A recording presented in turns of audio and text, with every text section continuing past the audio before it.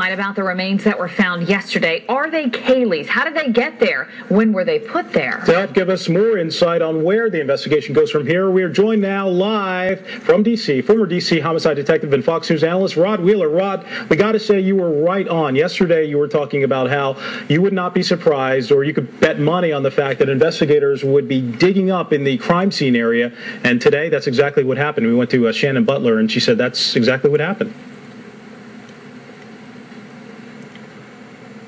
Well, that's right, Mike. As we talked about very extensively yesterday, there's going to be a lot of evidence that we probably haven't even heard about yet, in addition to the fact that, we already were told that a skull or something like that, body parts fell out of this bag. Well, they never said what else was inside that bag. One other thing, Mike, from yesterday that actually took place today, and I've heard people talk about it, but you and I talked about it yesterday, right at the point in which the police first arrived on the scene when they got that first call from the utility worker, they immediately had a uniformed police car respond over to the Anthony home and shut it down. Don't let anybody else in there. That right away told me, and only an experienced homicide investigator would have noticed this, that told me that they must have seen something significant on that scene when they first walked up to it that they can link to the Anthony home. And as we all know now, that's apparently what's happened.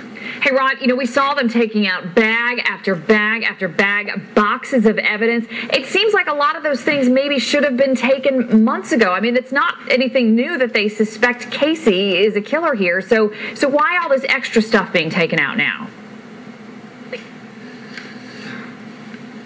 Well, that's an excellent question, Amy, and I can tell you that specifically the extra stuff, if you will, that we see them taking out now has something to do with the crime scene as they found it yesterday. Here's what I'm thinking it is, and of course I'm just speculating, but this comes from many years of investigating homicides. They're probably going back to the home, cutting out sections of carpet from the home, taking articles of clothing from the home, from the closet in which Caylee utilized for Caylee's clothing parts and clothing accessories and things like that. And what they're doing, they're going to take those articles and match them up to the fibers that they probably found inside that bag, Amy, on the crime scene. So I'm not surprised that they took all this additional evidence out yesterday. Again, they're building a case. This is going to be a very strong case, a very strong forensic case as well. Hey, Rod, do they actually have to have or find some kind of evidence that links Caylee to that bag of bones that they found? Do they have to have that empirical evidence?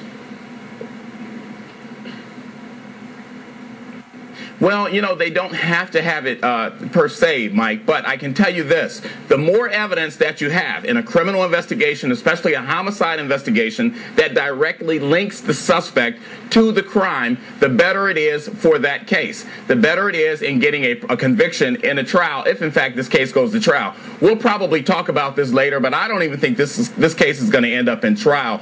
Based on the number and the types of evidence that we've seen come down so far, it looks like it's going to be overwhelming in terms of the amount of evidence that's going to be used against Caylee in the court of law. All right, Rod Wheeler live from Washington, D.C. tonight.